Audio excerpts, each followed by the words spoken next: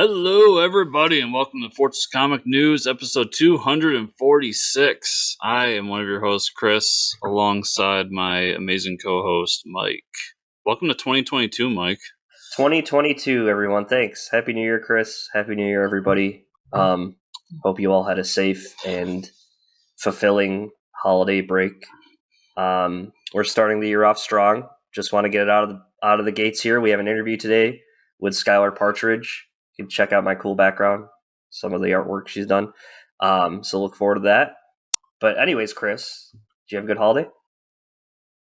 Yeah, even though like this past 2 weeks in terms of like celebrity passings and whatnot has been pretty jarring.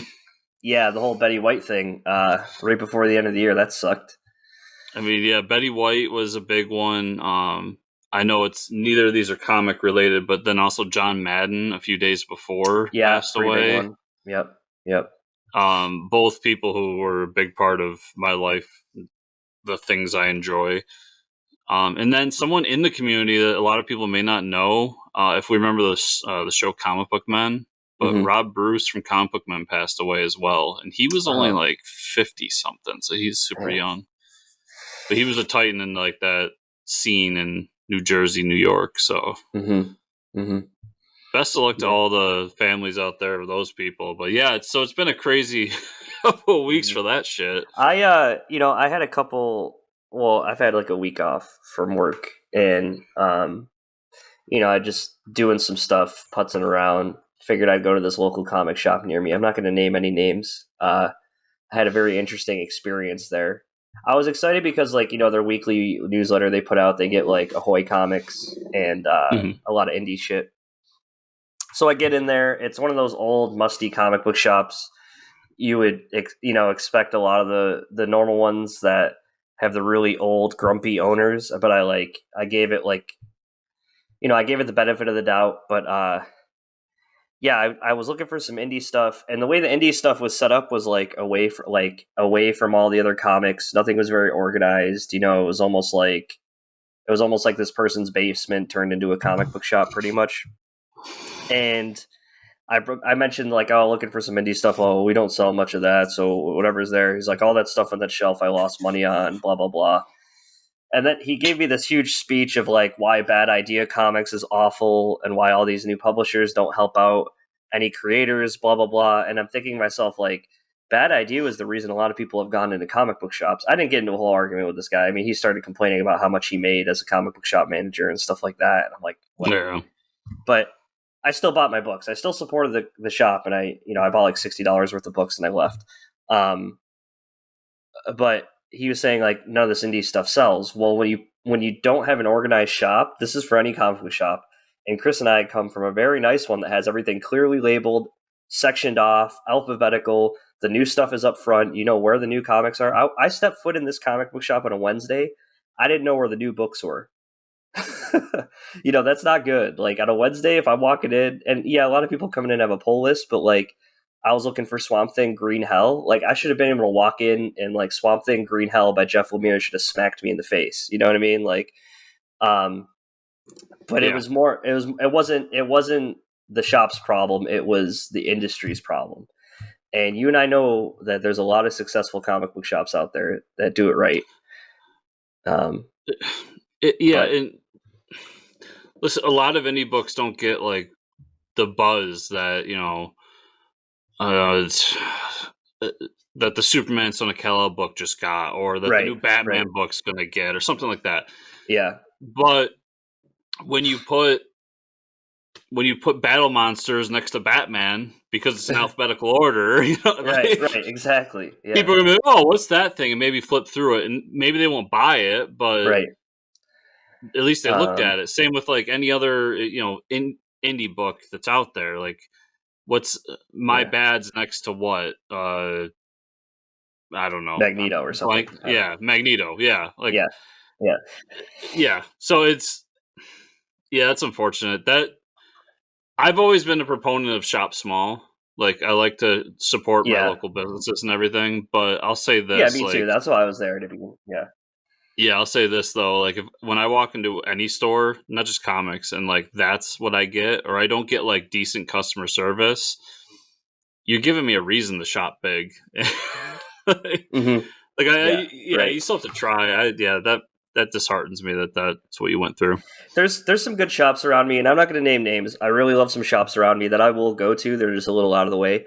But I could clearly tell like this person wasn't reading the indie stuff, and that's what kind of upset me. Like he was a lot of those older shops. They just get really like I don't know if they just don't like any of the new stuff coming in. They want to read Green Lantern and Spider Man, and like when I walked in, there's these books they're promoting on the shelf, and they're just like it's like the new Mark Miller book, and it's a new DC. It's like and it says like risk free reads, and I'm like you don't need to promote a DC book twice. You know what I mean? Like Yeah, that's just my personal opinion. And here's all this like I had to sift through to find like back issues of Ahoy Comics, which is all great stuff. We know what it is.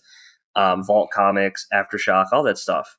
And when you're like already pushing it away from your customers in the corner, like they're not going to be excited about it to begin with. So there's some like give and take of like, okay, nobody's buying these indie books. That's because you yourself are kind of putting Marvel and DC in front of everything. So it was just like I wish you were there with me because you would have been like, damn, that really like that just kind of like ruined my experience of going to. I was like all excited, like texting my girlfriend like, oh, I'm going to a comic shop and you're not there to supervise me, you know what I mean? Because she was like working, and I'm like, I'm gonna buy so much shit, and I honestly didn't buy as much as I would have. Like I was, I had some cash from Christmas. It wasn't my own money, so I was ready to be like, here we go. ready to make it rain in that comic Yeah, shop. yeah. I was like, and this guy's gonna be so appreciative of my business. No, not really. That's unfortunate. Yeah, I've But been lucky. I think I've only been to like one shop in my life where I've had something like that. yeah, And it's been a few for me. yeah, you've been around more than like you travel more than I do. Yeah, So I that's the thing I do. I try to go to as many as I can. But I had a good streak though. Anyways, we could just jump into the news. We got a pretty packed show. Like I said, Skylar Partridge is going to be on the show in a little bit.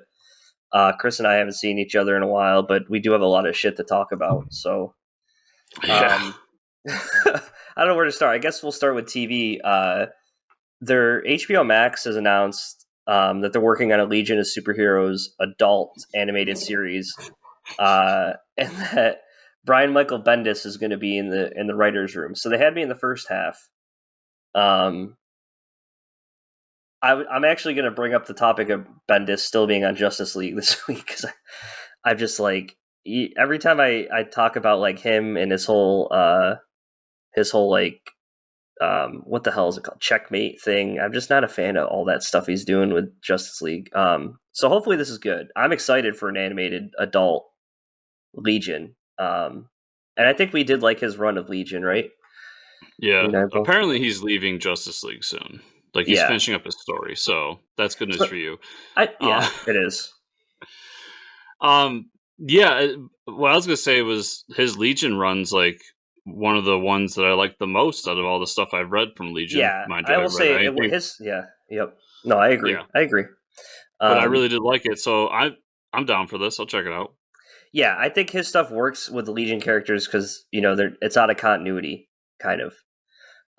You don't need to mess with like the normal stuff Justice League's doing, or like you can add in as many characters and plot lines as you want with a Legion book because it has so many different tangents you can go off on. I think it'll be cool. I feel too that he must be a Legion fan because it feels like his whole Superman run was to get to Legion. Yep. As somebody who read the entire Superman run, and him being on Justice League kind of felt like DC going, "Hey, we got Bendis, right? Do Justice League." Like when I fell off of it because I felt like after a while I could just see that he was just kind of going through the motions. At least that's how I interpreted it. Whereas his Legion run was really good. Yeah. So I'm down for him to do more Legion stuff. No, I agree. Yeah. I mean, he's still a great writer. I'm just, not too happy with his Justice League, but I think Legion will be fun. Not every writer bats 1,000. So, and HBO isn't going to let a bad animated series be made. Although I haven't watched the Aquaman one. Have you watched that yet? No, I'm scared. So I put it on for like 10 minutes, on a Christmas vacation, and like some of the animation, like it really is weird, man. It's like I it's can't like get past teetering, it. like they didn't try hard enough, or they trying too hard, and I don't know which one it is. Of like some of the monsters and stuff in there, it just looks like a 5-year-old drew them. So I don't really know who the show's for. The designs bug me. They bug me so much. I'll watch it because I have to, but yeah, I've been having a hard time even trying. Yeah, the colors.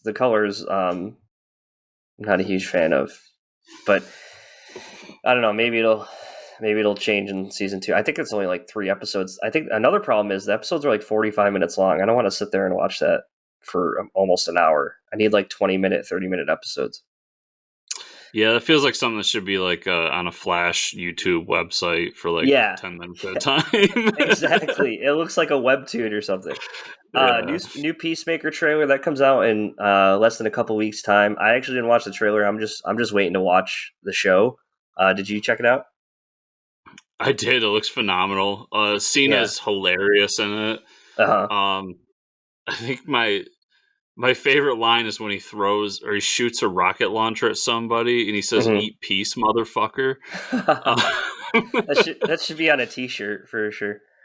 the tagline for the show was like "Give peace a fucking chance." Awesome. Like Yeah. they're hitting every note spot on, and the Yep. woman in it is from Orange Is the New Black, and she was Uh, phenomenal in that show. So I'm down okay. for this. It Awesome. was great. I can't wait for Awesome. it. We haven't talked about Hawkeye, episode 5 and 6, the finale. Uh, I mean, we knew the whole Kingpin reveal was pretty awesome. Um, and then the trick arrows, like they're like, oh, if you like trick arrows, episode 6 is your thing because every trick arrow is coming out. And then the fight scene with Kingpin was like straight out of the Spider-Man cartoon, like with Yeah. his white suit and everything and his cane. Like they really did the comic book animated Kingpin. I thought that was awesome. Yeah, I think I texted you during it, like, and Yelena when she Oh pops yes. up. Hmm. So for episode 5, she is just hilarious. I Is that love the when, mac and cheese scene? yeah, Yeah, it's very good. and then every time she shows up after that, she's just delightful. She Yeah, might be my new favorite character. yeah. So I loved her. I love that end fight scene. I love the kind of redemption of Echo in that last episode. Hmm. Yep. I don't believe the Kingpin's dead for a second. No, when they show him, the gunshot is off camera, he's not Yeah, dead. Yeah. there's I've I've read too many comic books to know. Like, Hmm. listen, when what was the Thor miniseries? Was it Siege, Hmm. where everybody had a hammer? um, yeah, the Sky Rain hammer. It was really bad. But in one of the scenes, Bucky dies, but we Hmm. don't see a body, and I'm just like, yeah, he's not dead. Yeah, Because he's not dead. and then they announced the miniseries like 2 weeks later with Bucky in it. But so Yep. I've learned that if you don't see a body in comics and now in comic book shows and movies, they're not dead. They're coming back. I think it's more of something Echo maybe moved to the side and shot like near his ear, and then like as like a I can kill you whenever I want. Leave me like let me leave this life of crime. You know. Well, and we talked about how they want to do an Echo series on Disney Plus soon too, and Mm. that seems like the best villain that setup for her to have Yeah. is Oh yeah. Kingpin. So Right. yeah, the show was so much better than I thought it would be, Yeah, for sure. and just a lot of fun. I look Hmm. forward to more Kate. I look forward to more Elena. The only reason I was glad it ended is because we got Boba Fett the week after, and Boba Yes. Fett was amazing. So people were talking about if you remember Parks and Rec. Do you remember the is it the filibuster scene with Patton Oswalt? Do you remember he? I don't know if he like lays out the newest Star Wars, but he says like something along the lines of like like camera pans like to the Sarlacc pit, and a hand reaches out from the from the pits, the sand pit of Tatooine or something like that. The Mandalorian gauntlet of Boba Fett reaches out. Yeah, it reaches out. That they literally did that in the first episode of the Book of Boba Fett. It was absolutely amazing. We get the caught up of like, where has he been? So real quick, yeah. there was a documentary done where Lucas said that like that was his plan originally for Return, was to add a scene like that. Oh, where okay. his hand reaches out, Yeah. and then we kind of learn like Boba Fett's not dead. Right. And apparently, because this episode was directed by Robert Rodriguez, and he said that scene was a direct shout out to Lucas to be like, we did it for you. Mm-hmm. Mm-hmm. I did see Robert Rodriguez directed that. At the end, I was like, oh shit. I thought that was really cool. I was not expecting to see a giant spider lizard thing in the middle of the desert. That was pretty wild. I think, I mean, I could watch 1,000 episodes of this dude. I can't remember the name of the actor, but the guy who plays Boba Fett is just so captivating and amazing. You're the Star Wars fan here, so what did you like about it? What was your... The modern day stuff was whatever. I mean, he's the new crime lord. He's going about his business. It was a cool fight scene. But honestly, like if this entire series is just showing what happened to Fett after the Sarlacc pit, that was the captivating stuff to me. Like him getting out, him being taken by the Tusken Raiders, and then gaining their respect in the end. Yeah. Fighting Goro for Mortal Kombat and all that stuff. That's what I said. I texted my sister. I was like, "That's the dude from Mortal Kombat." She's like, "Yeah, I thought that exactly the same thing."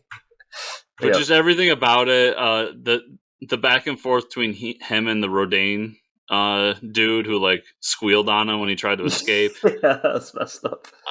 I loved everything about this episode. It just a smile on my face from ear to ear the entire time I was watching it. You're not gonna give me the whole like the modern day thing of like him just lifting an arm and shooting a rocket at it. Well, yeah, that whole sequence was cool. I really enjoyed that. I was trying to figure out who this other group was that's fighting him, and immediately my brain went to Crimson Dawn because I've been just flooded with Crimson Dawn shit this past month or so.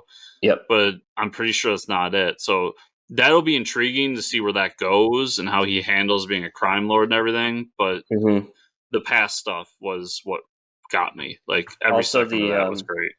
The new rendition of the Cantina song. Yeah, I did enjoy the guy's mandolin solo. Oh my god, what the hell's the guy's name? He's from I don't even know the alien that's in Return of the Jedi. The blue guy was there. Yeah, I couldn't tell his name either. Yeah, I'm not that hardcore. Oh man, and correct me if I'm wrong. We see some dudes painting a symbol and raiding a house, right? And, that's the gang I'm speaking of. I was trying to figure out who that was. Okay. Was that Luke's old house? I think so. I think that's what they were trying to get. I mean, everybody's long gone because this is, after Return of the Jedi. So, and then I was like, oh, yeah. If it wasn't his house, it was a moisture farm of some sort. Yeah, like you could tell it was. I think they were trying to get you to get excited about that. But I mean, I'm excited for the next episodes. I can't wait. Yeah, this is just hit the spot. It's been a while since we had new Star Wars stuff, at least live action Star Wars stuff. Right. As soon as it went on, I was just so happy. Yeah, me too. That's what I thought too. I'm like, man, I really could go for a Star Wars movie right now. Speaking of movies, Matrix Resurrected. Did you watch it? I did. So, Matrix 2 meta for me is what I've been calling it. What do you think? Thoughts right out of the gates there? I'll say it was my second favorite Matrix movie, which honestly isn't a hard bar to climb. But it's not as good as the original. Nothing ever will be. But I was pleasantly surprised. I kind of expected hot garbage, to be honest with you. I mean, I liked the first half probably a little more than the second half. I think the whole the whole meta thing of like he built a video game called The Matrix 1 through 3, and that's kind of like where they put him was great. And then like the second half was just kind of like, okay, he's stopping bullets and not dying. You know what I mean? Like that stuff was cool, but like I think the idea of like where they put him and was kind of interesting. So I feel like, and after doing research, I found this to be true. That entire first like 20 minutes of the movie where they're talking Mhm. about the video game and everything was literally the director winking into the camera, being like, "I don't want to make this movie." Yeah, right. Like, Yeah, I'm I being think forced so. to by WB. Yeah. Oh, I found out later that's the truth, because you notice only one of the sisters is working on it, so the other one just flat out didn't want to. Oh, Um, okay. and I ended up finding out too, they almost because they started filming at one point.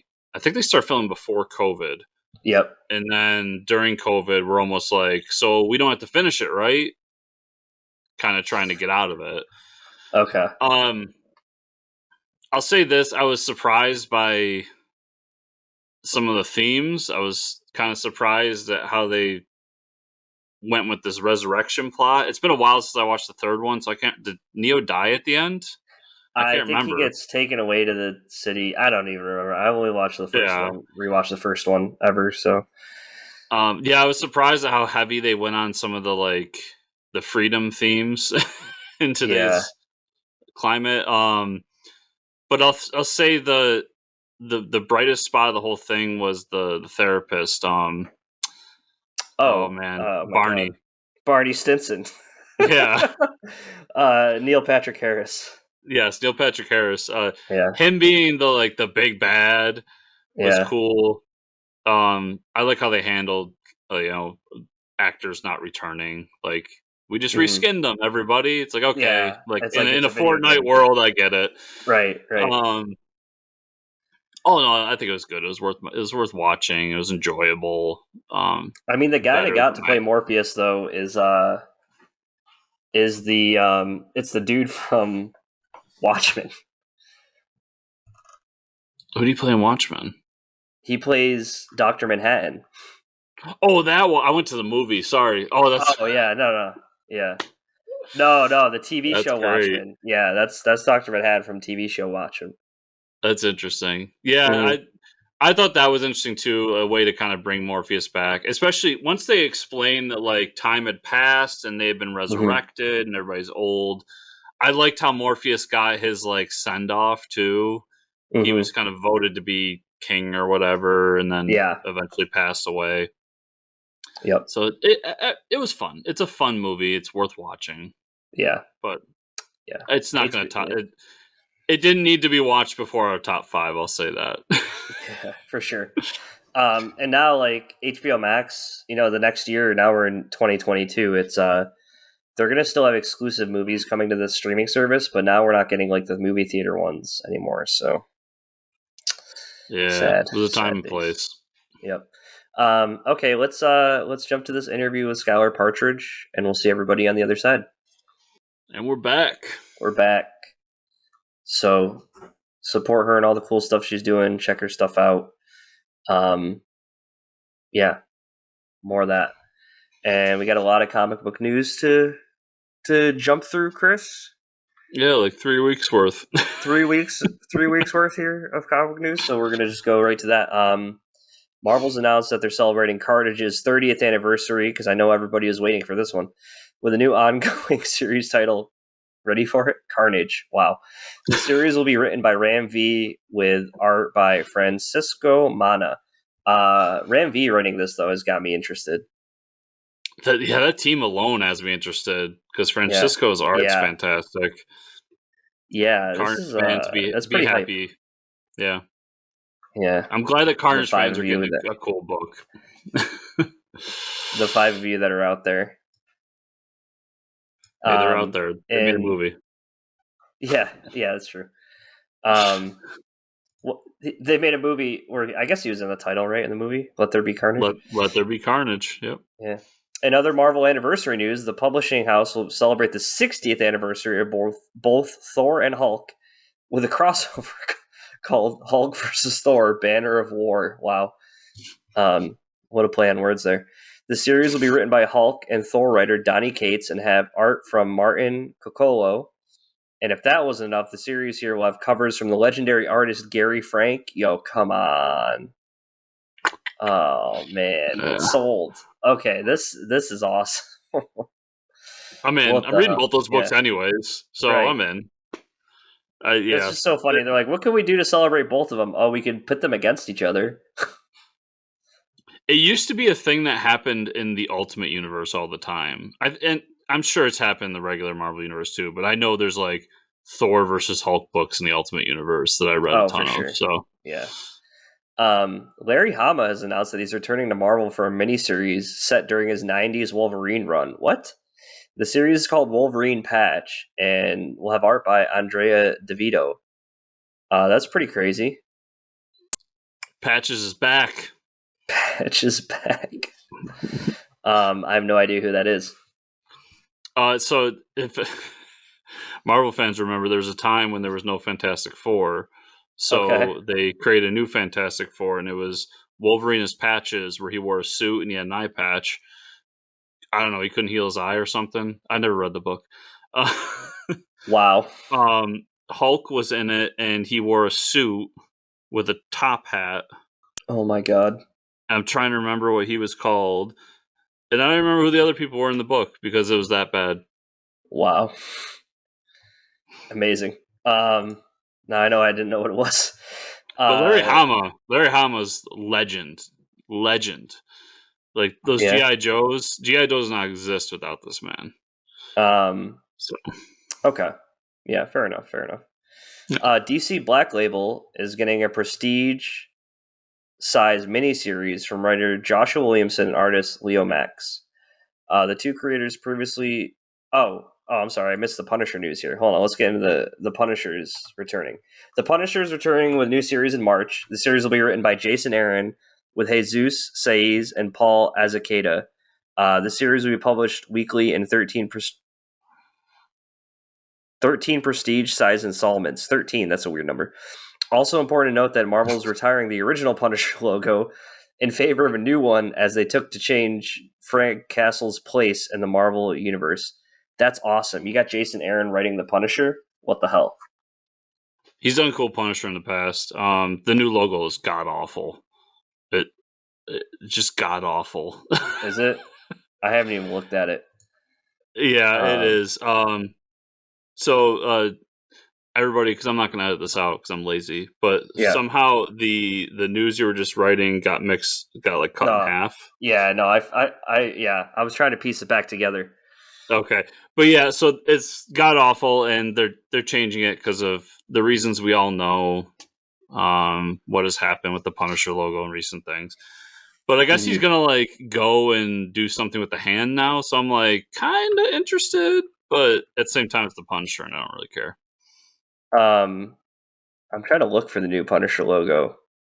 It's so bad. Is that it with like the horns? Yeah, or it looks almost like a demon. What the hell? I'm sorry. So this is the unfortunate part of this that I know nobody wants to talk about because they're more worried about their political opinions than the actual conversation. But the original Punisher logo is so good, like it's so iconic. Right. You cannot replace it. No matter what you do, it will never be as good as that logo. No, it won't. So when I saw that, I just shook my head. I'm like, this is just bad. Yeah. Like I almost, if I was Marvel, I would almost just own it. Be like, yeah that's the Punisher's logo. The people using it for other things that don't understand what Punisher's for, like about, fuck them. Yeah. But whatever. Yeah. Unfortunate DC news. DC announced that the recently announced Shazam series, the new champion of Shazam, has been delayed 6 months. Wow. We can now expect it August 2022. That sucks because I was really excited for Doc Shaner's art on that. That's so when this originally hit was the week that we missed an episode. And at that point it was announced to be delayed indefinitely. Which I was just like, really? Like we're just not going to put out this book? And then it changed after a while. So it sucks, but at least it'll come out. I'm wondering why. When does the Shazam movie come out? Yeah, that's true. Maybe that's getting delayed. DC has announced that Tom King and art team David Marquez and Alejandro Sanchez are working on a new Batman title. The series is called Batman Killing Time. Be a 6-issue series featuring villains Catwoman, Riddler, and Penguin. I don't know if I'll be checking this out until the series is done. It goes under my Tom King rule. I'll see when it's done, and I see what people are saying about it. I'll check Honestly, it out. I didn't even read Batman and Catwoman from this last few weeks.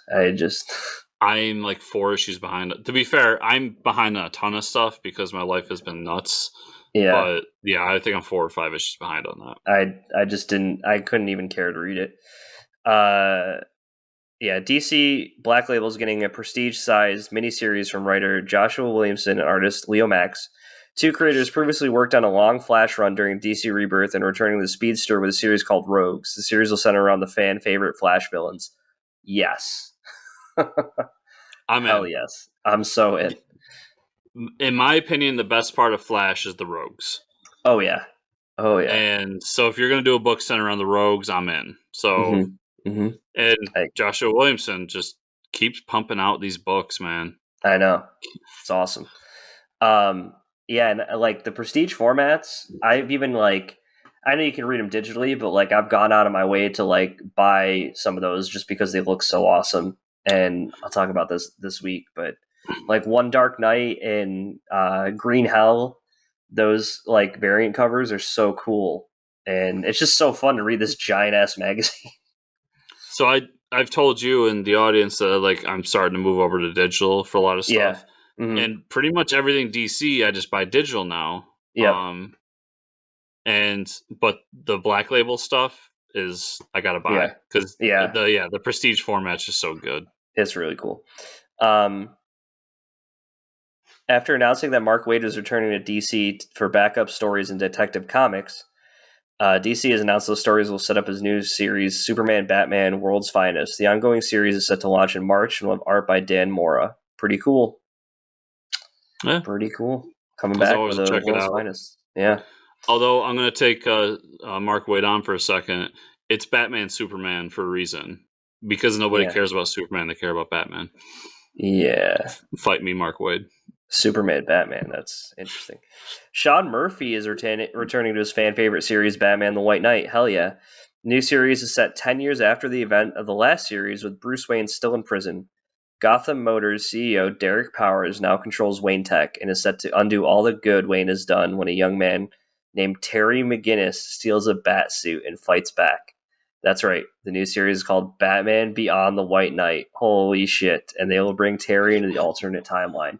What? Give this guy all the freaking money, dude. Sean Murphy, you son of a bitch. So any other week, the Mark Waid doing Batman Superman World's Finest would be the top news of the week that I'd end on. Right. At least in the DC section. This is the top because I fucking love White Knight. I think you did too. Yeah, it's so good.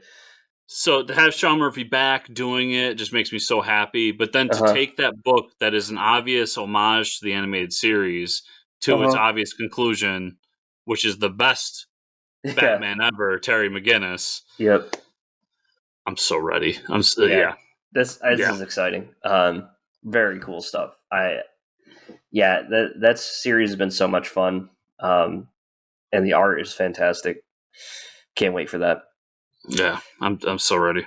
Star Wars. I can't wait to see Batman Beyond in that art style. That's what I'm pumped for. Yeah, and what villains he pulls out for it. Mm-hmm. I know it's only 10 years, so he did say like Napier will be a part of the story as well, and this and that. But it'd be cool to see if he brings some of the original Beyond villains in as well. Yeah, that'd be sweet. Star Wars is getting a new series called Han Solo and Chewbacca from writer Mark Guggenheim with artist David Messina. Mark Guggenheim, isn't he like a producer? Or am I thinking of someone else?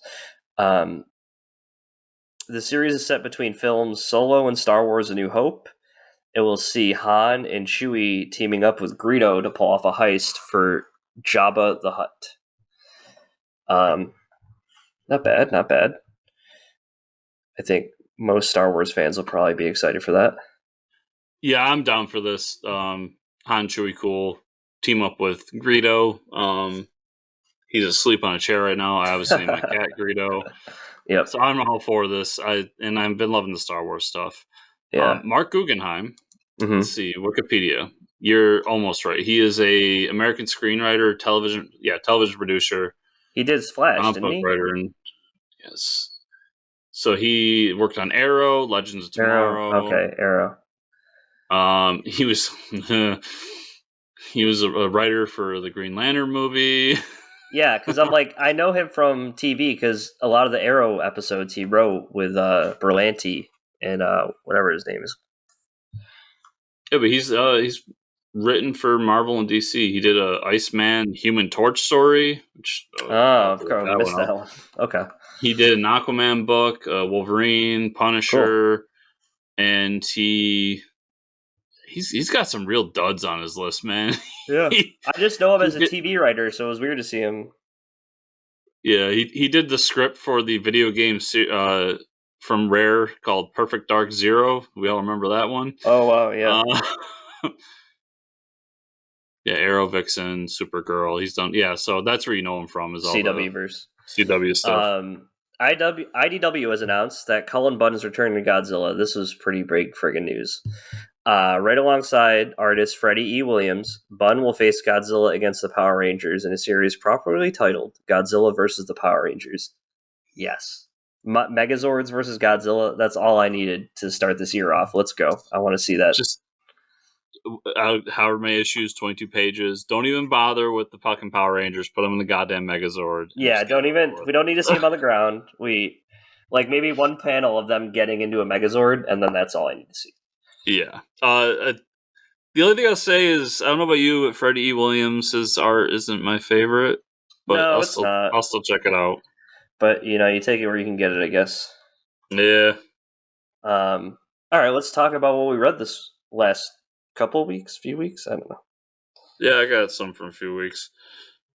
So right now I haven't read any of my Comixology originals, so that would be We Only Kill Each Other #2, Clear #3, Night of the Ghoul #3, and All Nighter #4. Have not read any of those. Hopefully Chris has read some of those.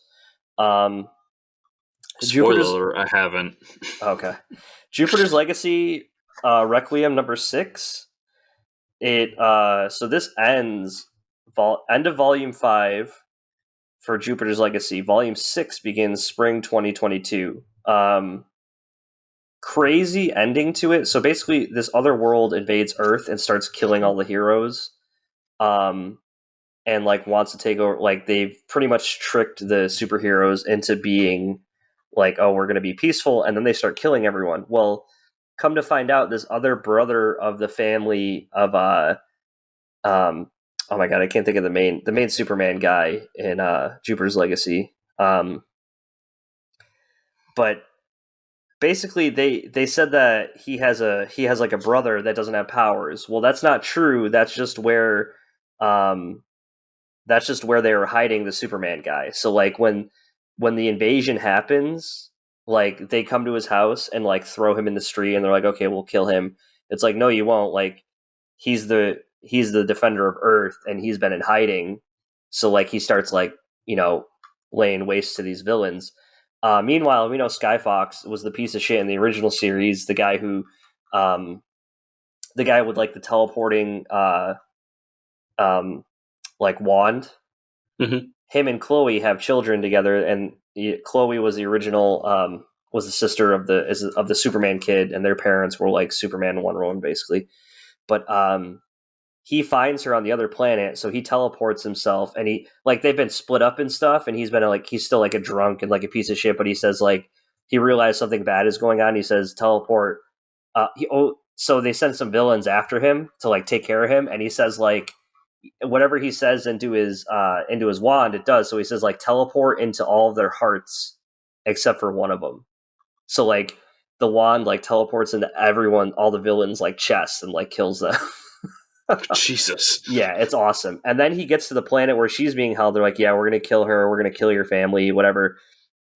And he gets his legs blown off. So Skyfox is laying there with his legs blown off, and Chloe's trapped on this planet. And he's obviously there to save her. And so he says, okay, create a force field. So he creates a force field around him and all the villains. on this planet, like their little army they have. And they're like, you're an idiot. Like the force field was supposed to protect you, and it's like we're in here with you. And he goes, no, create a black hole. So he creates a mini black hole and like kills all of them. So like he's dead. A lot of the heroes are dead. She's still there with some of the villains, like that have her captured. But like there's a war about to begin, I think, between all the heroes. This story's been pretty crazy. Mark Miller's still writing the hell out of it. And just kind of when it was like slowing down again, he hits you with this whammo thing, that's like, oh man. And now we have to wait for the next volume. Yeah, I gotta catch up on that. Yeah. Berserker number 6, Keanu Reeves, Matt Kint. Basically, they have a mission where they go to extract the Berserker and one of his teammates, and they don't get to that point, so he has to like start carrying him through to the top of this mountain to be extracted. They start talking about like how he has this origin. Why does he pick a fight? Why does he pick a side to fight for? And like he wants to know his origin and stuff. We'll come to find out this guy that he's been working with, getting him to open up, was all clever like ploy by the scientists that are like controlling him to about their own objectives. So now they have this item, I don't know, some type of amulet or something they're going to use to I don't know, he keeps talking about he wants to find his father, and from like the first issue that his father is some type of god like Zeus or something. So I think the people that are controlling him probably want him to find his dad so then they can exploit that power, because they're already exploiting him for the military. Are you still reading Berserker? I never read Berserker. Oh, you never read it? Okay. Nah, I never really cared. Justice League Incarnate, pretty awesome this week. I actually missed this issue. Okay.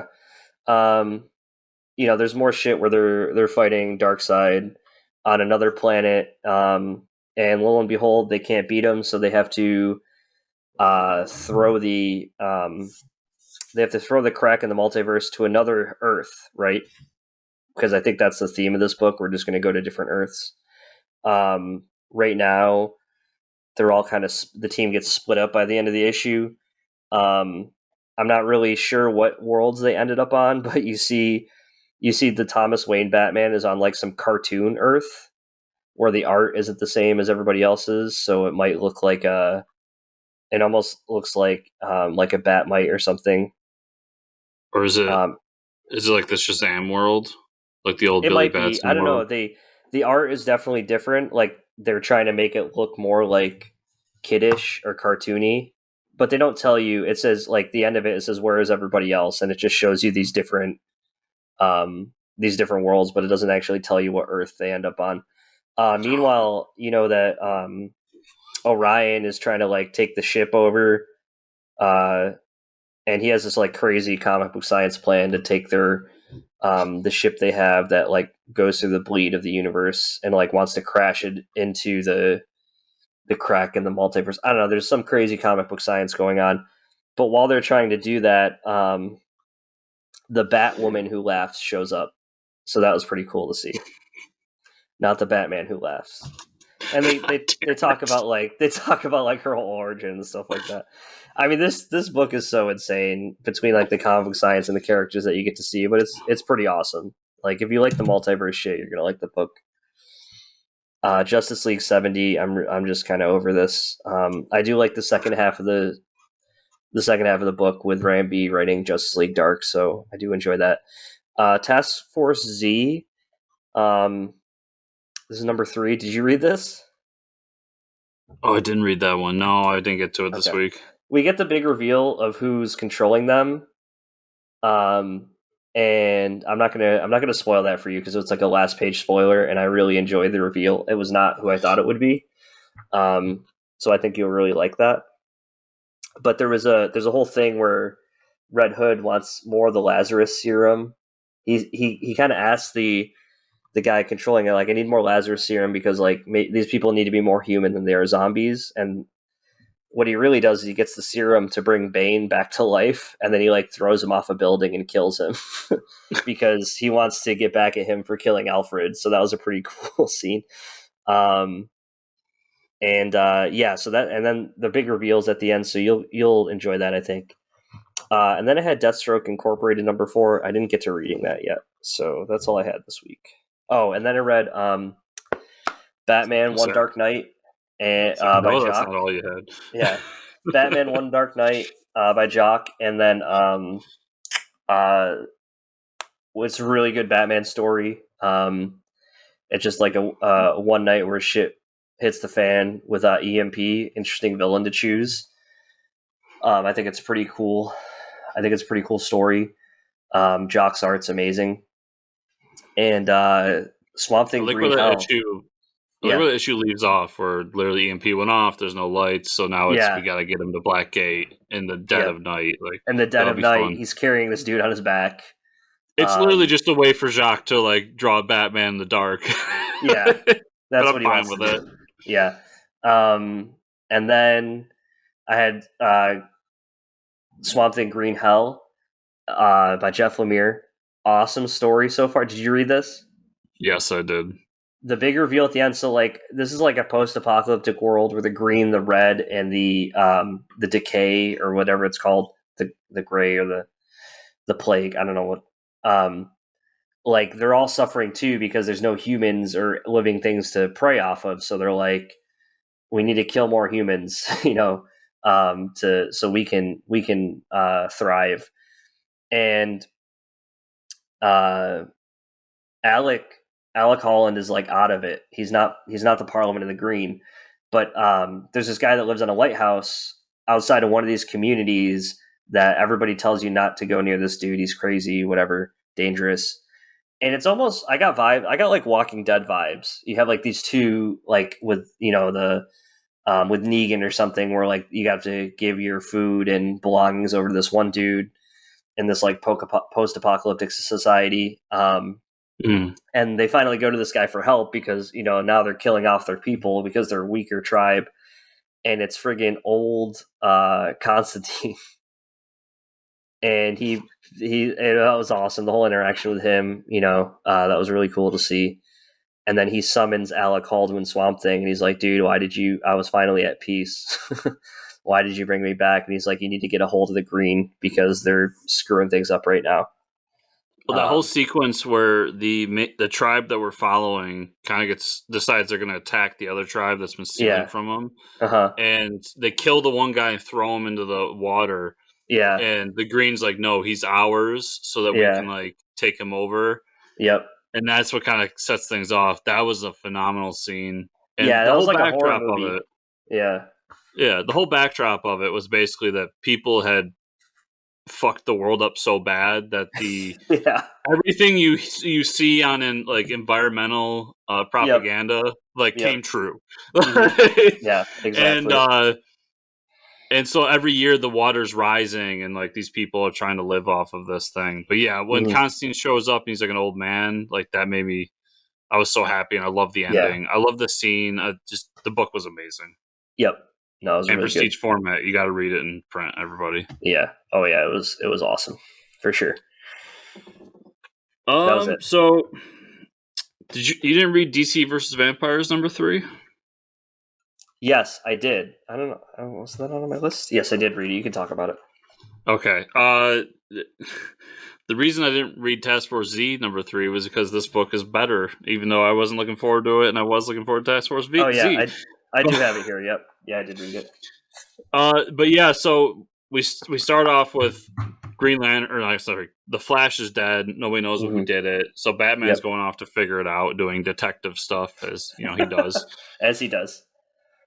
And the rest of the team's trying to figure out what's going on. And none of them can really figure it out. But Green Lantern finds Wonder Woman and kind of talks to her separately and is telling her the whole thing. She figures out that he's a vampire. So he decides to turn her and bring her to their side. With his mind powers. Yeah. And I didn't realize he had mind powers, by the way. Yeah. And then there's like a backstory of what's going on in Gotham with Nightwing and Batgirl, which was a lot of fun. How the villains are being hunted down. Mm-hmm. But the A story was just so good because Yep. once she gets turned, they go back to the Hall of Justice and they're trying to figure out what's going on. And they both come up to the rest of the Justice League and are like, "Listen, we know who did it. It was Batman. He's the one the whole time." Ooh, Yeah. and that's how we end it. Yeah. Book is so fucking good. I know, it's awesome. Yeah. Just everybody read it. It's so good. And like the Wonder Twin looking for his brother with Batman. Heartbreaking. Yeah. I'm hoping he comes back. Like, I don't know. See, he's got to come back somehow because he's been liquefied. Maybe she can, like, I don't know. If she gets in the water, the Wonder Twin powers can activate still or something. Something's going to happen. Yeah.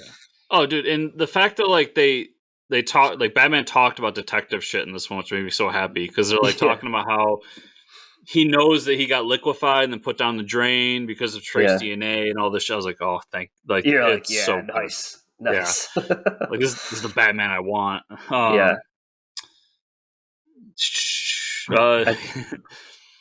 Aquaman, Green Lantern, Deep Threat #3. It was a supervillain monologue for an entire issue. Oh boy, gotta love those.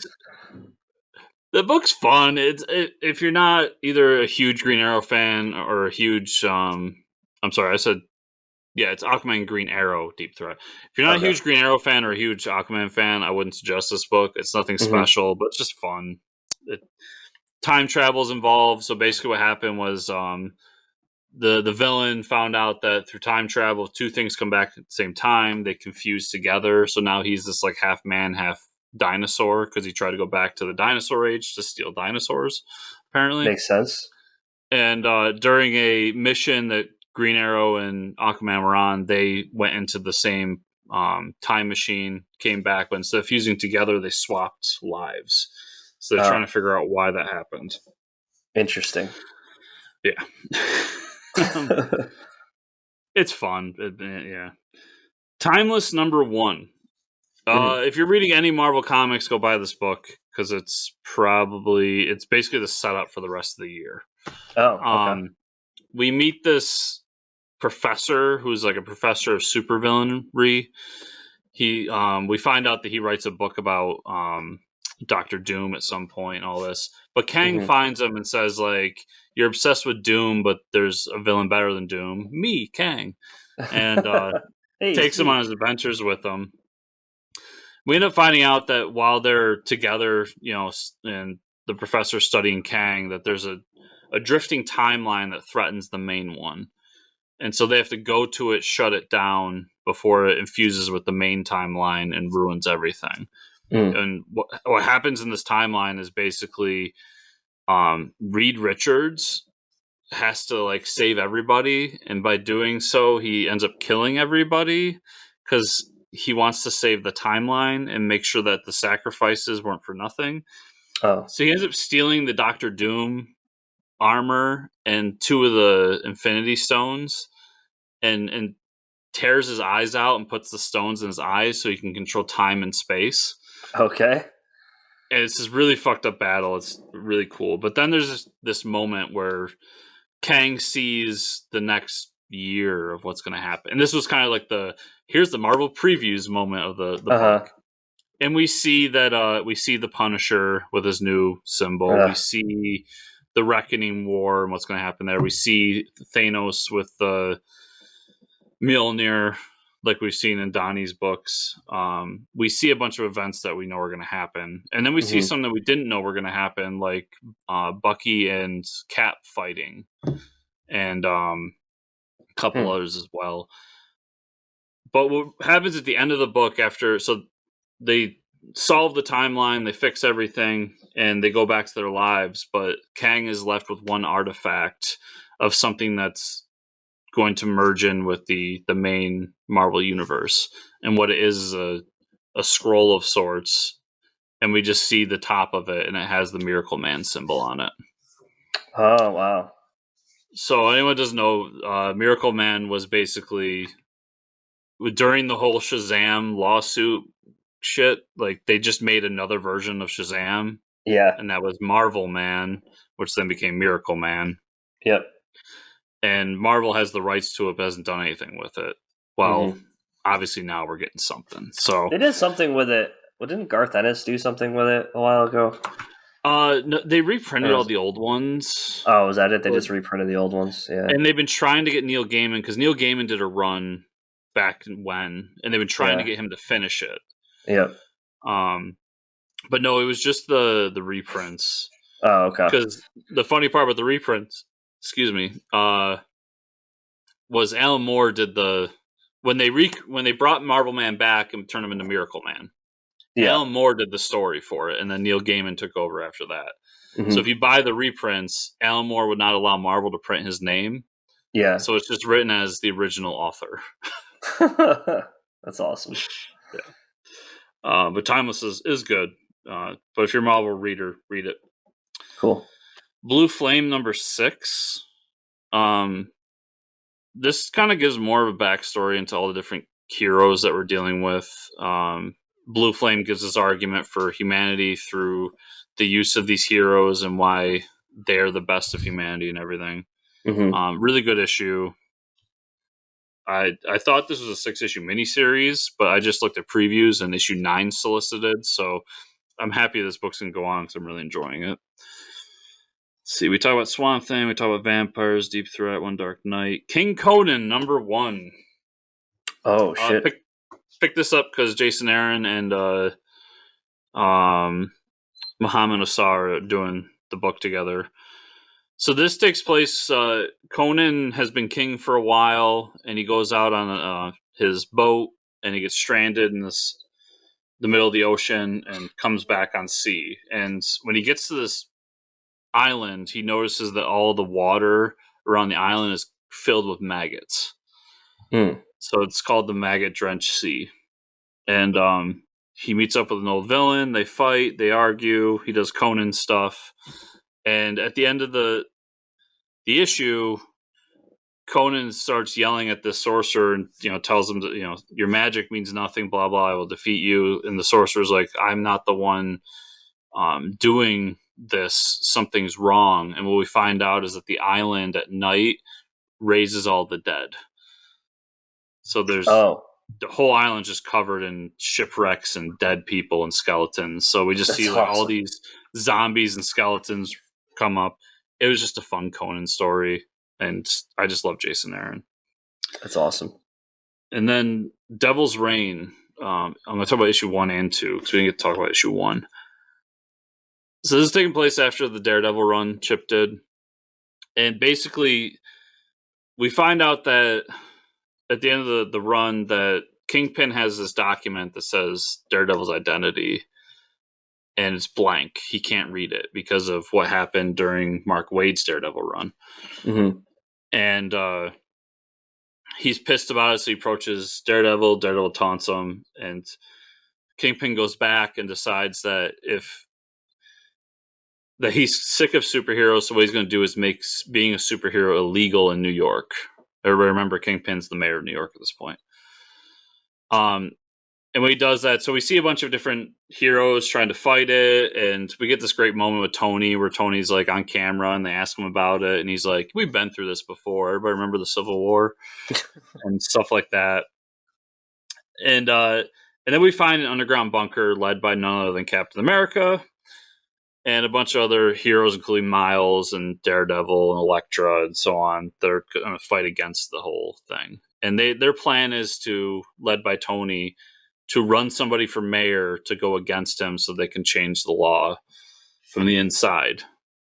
And then we find out at the end that this whole secret organization that was running Kingpin's political campaign is not satisfied with Kingpin being mayor of New York, so he's going to run for president. That's how the first issue ends. Cool. Then second issue, we see second issue is a bunch of fight scenes. We get Spider-Man fighting Taskmaster, as Taskmaster has been brought in to bring Spider-Man in, and Luke Cage ends up saving somebody and making this big speech. And then they all decide that Tony's not the best candidate, so they are going to put Luke up for mayor. And That's basically the issue. It's the issue that was like in any good event, you set up issues for the spin-offs. That was the issue, to set up spin-offs. But it's a really good event series, especially if you've been reading Daredevil. And the speeches by, I'll tell you this, I keep saying this because I want someone good to write Cap. I would love if Chip would write Cap because he understands that character. Yep. The 2 speeches he has in that book are awesome. Come on, Chip. Have at it. Yeah, do it for me, Chip. That's everything, Mike. So where can people find you on the internet? You can find me at Fortress Ricker on Twitter. Where can they find you and or the show? They can find me at Fortress Chris on Twitter and the show at Fortress Comics _ on Twitter. Also, everybody, remember to like, subscribe, share, comment down below if you're watching the YouTube version, to give us the 5-star review. 6 stars if possible. Hack the system, give us 6 stars on Apple Podcasts or a podcast you use, and share with your friends. And if you want to go the extra mile, patreon.com/fortresscomics. And I believe that's everything. So thank you so much for listening this week, and we'll see you all here next week.